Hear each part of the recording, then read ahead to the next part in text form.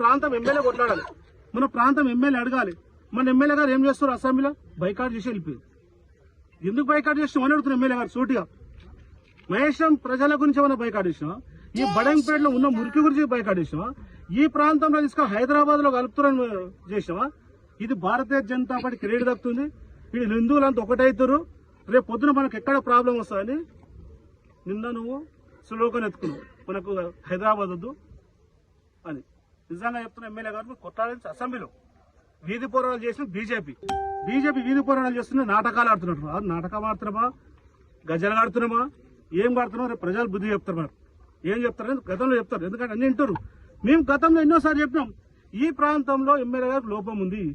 ఈ ప్రాంతం వాటర్ ఎట్లా వస్తుంది, ఎక్కడ వాటర్ పోతుందో, ఏ డ్రైనేజ్ ఎట్టకెళ్ళి తీసుకోవాలి, ఎక్కడ వంపు ఉంది, ఎక్కడ స్లోప్ ఉందని తెలియాలంటే ఇట్లాంటి పెద్ద మనుషులను తీసుకొని ఈ చుట్టుముట్టున్న పాత వాళ్ళని తీసుకుంటే ఎక్కడ ఏముందో చెప్తారు.